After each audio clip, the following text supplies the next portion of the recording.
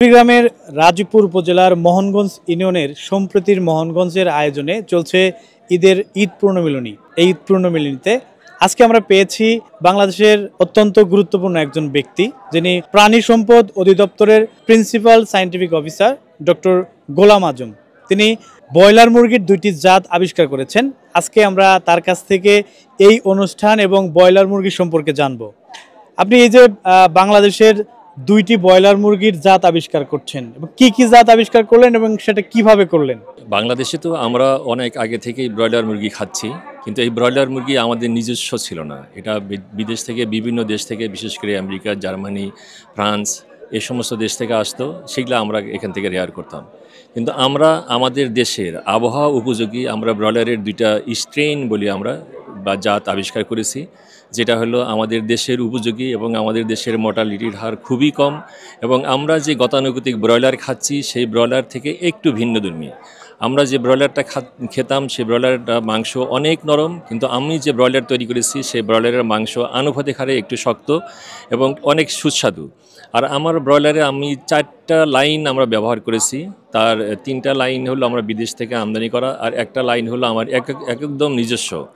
আমরা আসিল মুরগি, আমাদের বাংলাদেশের নিজস্ব জাত আসিল মুরগি অনেক শক্তিশালী, এবং এটা যুদ্ধের জন্য, মোরগ যুদ্ধের জন্য এটা ব্যবহার করা হয়। সেই আসিল মুরগির ব্লাড আমরা একটা ব্যবহার করে আমরা কালার ব্রয়লার তৈরি করেছি, এবং আমরা সাদা ব্রয়লার তৈরি করেছি। এই সাদা ব্রয়লার এবং কালার ব্রয়লার আমার বাংলাদেশের জন্য খুবই উপযোগী। আমার রিসার্চ পিরিয়ডে আমি 4 বছর এটা নিয়ে গবেষণা করেছি। রিসার্চ পিরিয়ডে আমার এই ব্রয়লার মুরগির মর্টালিটির হার ছিল 0, যার ফলে আমাদের গ্রামীণ এলাকায় যে মা বোনেরা মুরগি পালন করবে, তারা যদি এই আমার উদ্ভাবিত মুরগি পালন করে, তাহলে তারা এই মৃত্যুর হার থেকে রক্ষা পাবে এবং তাদের খামারের ক্ষতির হাত থেকে রক্ষা পাবে এবং খামার লাভবান হবে। এই ব্রয়লার মুরগিটার আসলে চাহিদা কীরকম রয়েছে বাংলাদেশে? এই ব্রয়লার মুরগির চাহিদা অনেক, কিন্তু আমাদের প্রোডাকশনটা খুবই কম। কারণ আমরা তো জানি বাংলাদেশে প্রতি সপ্তাহে প্রায় 1,10,00,000 ব্রয়লার উৎপাদন হচ্ছে। সেইখানে আমার ইউনিভার্সিটিতে এখনও গবেষণা চলছে, বাংলাদেশ কৃষি বিশ্ববিদ্যালয় এই গবেষণাটা চলছে। সেইখানে একটাই মাত্র ইউনিট, যার ফলে পর্যাপ্ত সাপ্লাই আমরা দিতে পারি না। এই কারণেই বাহিরের মুরগিগুলো দিয়ে আমরা দেশের চাহিদা মেটাচ্ছি। যখন আমার এটা পর্যাপ্ত চাহিদা আমরা অনুযায়ী দিতে পারবো, তখন হয়তো মানুষেরও কষ্ট কমবে এবং তারা মুরগির যে টেস্ট, সেখান থেকে তারা টেস্ট পাবে এবং খামারিরা অনেক লাভবান হবে। আমরা কৃষি বিশ্ববিদ্যালয় থেকে যে আমরা 2টা জাত আবিষ্কার করেছি, সেটা হলো বাওবরো হোয়াইট এবং বাওবরো কালার।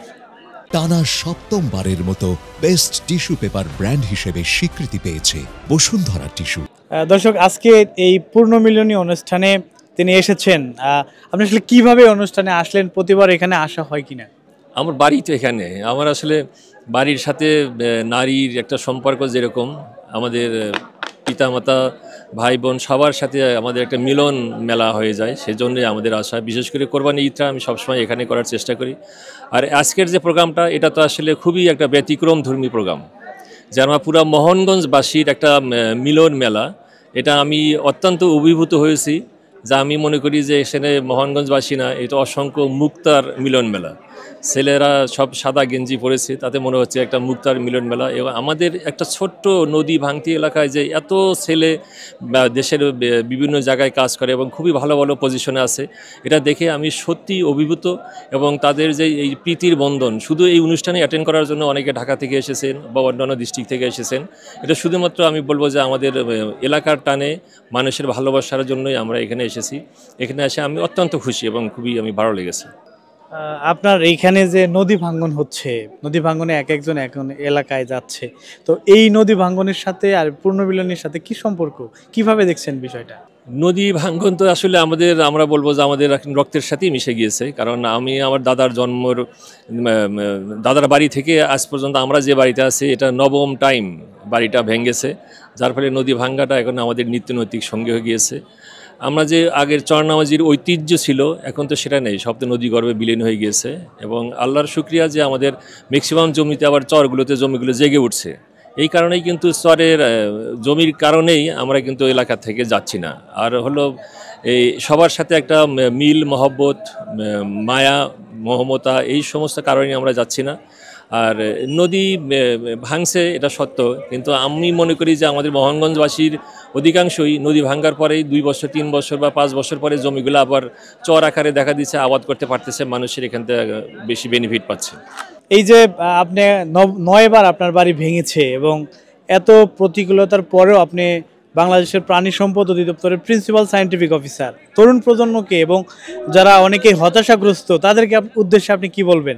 আমি বলবো আমাদের এলাকায় যারা শিক্ষিত এবং বেকার তারা যদি প্রাণী সম্পদ নিয়ে কাজ করে, বিশেষ করে গরু মোটা তাজাকরণ, ব্রয়লার পালন, লেয়ার পালন, পাশাপাশি এখন সবচেয়ে একটা ভালো দিক আমাদের চর এলাকায় প্রচুর পরিমাণ ভুট্টা উৎপাদন হচ্ছে। এই ভুট্টা নিয়ে তারা ব্যবসা করতে পারে, ভুট্টা নিয়ে তারা ফিড উৎপাদন করতে পারে। ফিডেতে বাংলাদেশে হিউজ পরিমাণ ডিমান্ড আছে ফিডের, সেটা ক্যাটেল ফিড হতে পারে, পোলট্রি ফিড হতে পারে। সেখানে তারা ব্যবসা করলে তারা অবশ্যই স্বাবলম্বী হবে এবং ভালো একটা অবস্থানে চলে যেতে পারবে। আসলে আমাদের ছেলে মেয়েদের আমি মনে করি হতাশা হওয়ার কিছু নেই। তারা যদি সাহস করে যে কাজেই তারা হাত দিয়েছে সেখানেই তাদের সফলতা পেয়েছে। এই যে আজকে আমরা সম্প্রীতির মোহনগঞ্জের কথা বলছি, যেটা আমরা চিন্তাও করতে পারিনি যে 700-800 ছেলে মেয়ে তারা একত্রে করতে পারবে। তারা সিদ্ধান্ত নিয়েছে, কয়েক দিনের নোটিশে তারা এতগুলো ছেলে মেয়েকে একত্রিত করতে পেরেছে।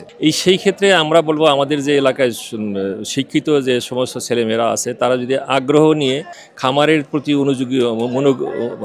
আগ্রহ প্রকাশ করে, বিশেষ করে গাভী পালন, গরু মোটা তাজাকরণ, আপনার ব্রয়লার খামার, লেয়ার খামার এবং কক ফার্ম, এই যদি খামারগুলো করে, পাশাপাশি এখন যে হিউজ পরিমাণ ভুট্টা আমরা আমদানি নির্ভর ছিলাম এক সময়, এখন আমরা সেটা থেকে কমে গেছে, আমরা নিজস্ব ভুট্টা উৎপাদন করতেছি।